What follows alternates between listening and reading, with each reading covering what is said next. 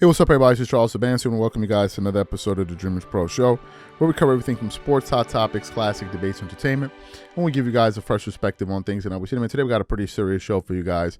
But before we get into it, please make sure you like the video and subscribe to the channel. Also, if you want to follow me on Instagram, my name is Charles Sabansi. My handle is CTABANZ. If you want to follow the channel, same name as the channel on Instagram, Dreamers Pro. If you want today's full show before it comes out on YouTube, it is streaming for free on the Dreamers Pro podcast. Let me get into this show here, and this is a continuation of a show that was produced yesterday. We seldom talk about things like this, but I said, hey, let's be experimental. Let's talk about different things.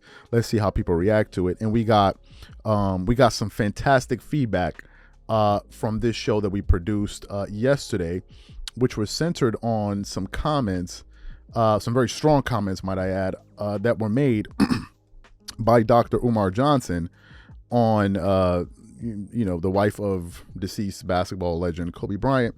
And this particular show ended up generating thus far 816 comments. 816 comments. A lot of people had a lot of things to say. And after producing the show, I sat back and began to comb through some of the various comments to get a sense of what people thought, because I gave my view, but I didn't approach the topic saying my view is the correct one. I was more so curious to see what the audience thought.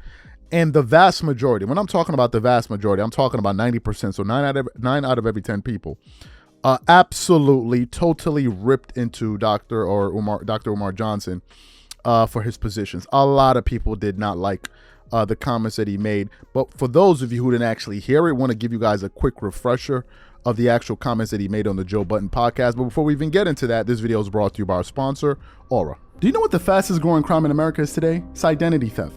Imagine trying to log into your email only to see that your password has been changed. Then you start getting weird notifications from your bank and credit cards, only to find out that all of your personal and sensitive information has been totally compromised. If you think it can happen to you and your family, just know that in 2020, over 49 million Americans were victims to identity theft, costing them a combined $56 billion. That is why we are excited to partner with Aura, who's the sponsor of this video. Aura is the #1 identity theft and financial fraud protection. Aura monitors the dark web and alerts you if any of your passwords and accounts have been breached. And funny enough, after using Aura, I discovered some of my credentials were floating around in the dark web, and the app showed me exactly when and where the breach happened. In addition, Aura allows you to set spending alerts, and they'll notify you of any suspicious transactions. Aura is 4 times faster than any of its competitors in alerting you if someone is trying to open a credit card or obtain a loan using your name. And remember this, every 14 seconds, someone becomes a victim of identity fraud.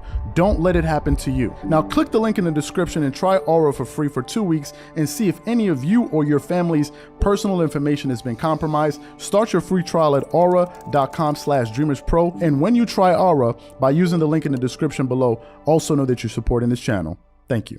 So what we want to do is want to quickly play what he had to say. It's only about a minute or so, just to give this video context and not assume that everyone has heard it. And then we're going to come back and continue on the show. Take a listen to what he had to say here. Let me ask you an example. Kobe Bryant. Let me ask you a question. Kobe Bryant. I want to ask you a question. Kobe Bryant died. Vanessa inherited his wealth. Sure. And guess what? Is Vanessa Bryant using any of that black man's money to do any good in the black community? Let me ask you absolutely not. We don't know. Vanessa Bryant. Listen, I don't know. I'm telling you. How you know? You know?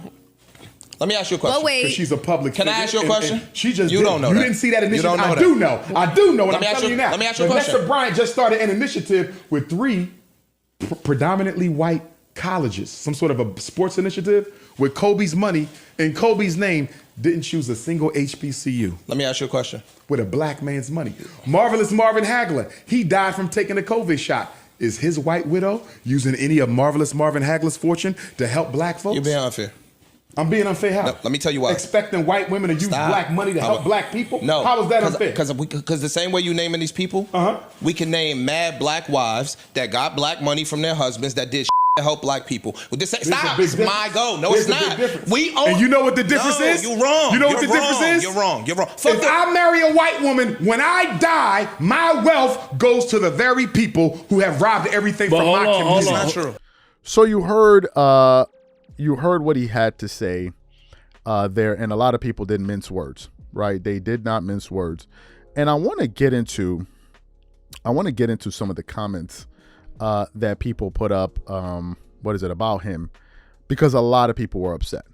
right? A lot of people were upset with some of the things that he said because they felt like, and I can understand people saying this, they felt like he basically went totally out of bounds by even suggesting anything of the sort from Kobe Bryant's deceased, from Kobe Bryant's wife. So let me get into some of the comments, and it's a lot, 817 counting. One person said, she can do whatever she wants with it. Like you stated, not only lost her husband, but also her child. She doesn't owe anyone anything. Another person said, what? She lost her husband and a child prematurely, and now she's expected to save the community?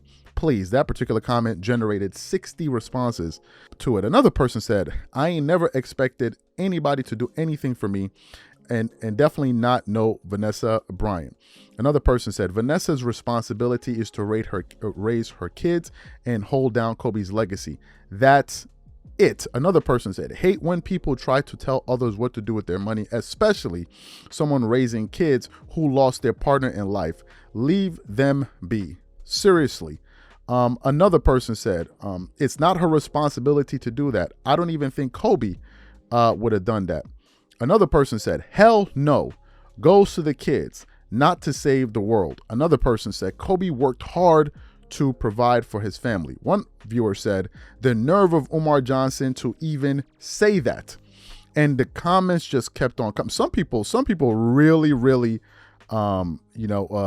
hard at him. One person said, let Kobe rest in peace. His legacy is trusted to his wife. Deal with the choices and leave them alone. They've been through enough.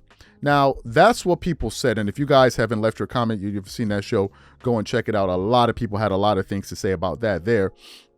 I want to read what some other people said on, on the internet, right? From the original post, because people didn't hold back there as well, right? And people really let their feelings be known. One person said, Umar looked like a clown this whole interview. One other person said, all this guy talks about is skin color, pathetic. One person said, Kobe and Vanessa don't owe you anything. Another person said, he needs to chill. One person said, we just giving anybody the mic. Another person said, you can't have these kind of expectations while living in a capitalist country. It just don't work like that. And then another person said, why is he always upset? And then it just goes, one person said, just politely smile, y'all, we're witnessing mental illness. And it just kept on going on and on and on and on. So to summarize it, people definitely were pushing back on Umar Johnson. And I think that people came to the conclusion that it's not his place, right? It's not his place. To me, we're talking about a sensitive situation on many different levels. Number one, we're talking about telling people what to do with their money, which is a very, very sensitive subject. The one thing I believe, or the two things I believe you never tell a person, is how to raise their kids and how to spend their money, because it has nothing really to do with. Those are the lines you generally don't cross. Umar crossed one of them and kept going, right? He collected 200 and kept going, or 100, whatever, 200, like in Monopoly, and kept going. That's the first thing. The second thing is, we're dealing with a widow that lost her husband prematurely in one of the most horrific ways, certainly one of the greatest tragedies in sports history. And to add to that, there were other innocent lives lost in that helicopter. And then on top of that, she lost a baby girl. And as someone that's about to become a new parent to a girl, I said it in the show yesterday, I'm going to say it again. I cannot even put my brain to even begin to process the horror a parent must go through to experience something like that. I don't even want to process. It's too painful to even think. And if you can even, if you yourself just factor that in alone, the part about her losing her child, a small child, that's enough for you to say, you know what? There are a lot of people to criticize in this world, but I'm going to lay off for her. I'm gonna lay off for her. I'm gonna make an exception here and not discuss this woman and the particular circumstances that she's under. And to me, when you do that, it comes off extremely insensitive. Insensitive. That's what really happens. And usually that's what happens with people who don't have kids. People who don't have kids, in most cases, can't find a way to empathize or even sympathize. Empathy is when you go through yourself. Can't even sympathize. Right? And it's a problem. In this case, I think it would have been better off. Vanessa Bryant could decide if she wants to take his money and flush it down the toilet. It's her money. Whether you or I, whoever, it's her money. It's her money. It ain't my money. It ain't the black community's money. It ain't the Spanish community's money. It is her money. And the money belongs to his family and his children. And it's up to the wife to decide whatever she wants to do. It's not your money. It's not your money. It's not the black community's money. It's her money. It's his family. Kobe Bryant went out there and sweated. Nobody gave him $600 million. The brother worked for it. And if I'm not mistaken, they got married at a very young age. So she was there throughout the entire process. So for anyone to suggest anything that she should be doing with her money is flat out wrong. Maybe she's not interested in that fight. Maybe she's not. And maybe if Kobe had married a black woman, maybe that black woman would not be interested. But the point is, you lay off of it. I understand his general point. I listened to it in its entirety. I understand the point that he's saying, which is, why would you now marry into a community that oppressed you? Basically, you're reversing back all of the money back into their coffers, right? Which is not true. Actually, it's not true. Because usually what happens is, in most cases, not all, when a woman and a man get married, usually the woman comes into the man's family. The man is not going into the woman's family, usually. And that's why in most cases she takes the husband's last name in most cultures. So not really. His money is not going to their family.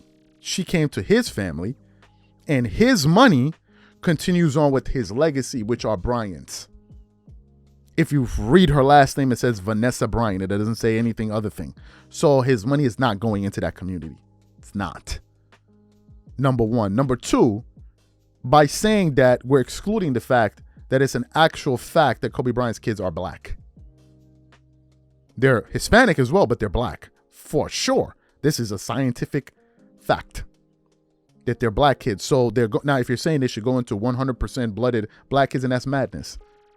It's madness, because then you're going to say, well, it's going to go to the black community. Is 100 of all the black people in the black community 100% black? Like, no, it's madness. Total madness. So it'd have been better off just leaving the woman alone.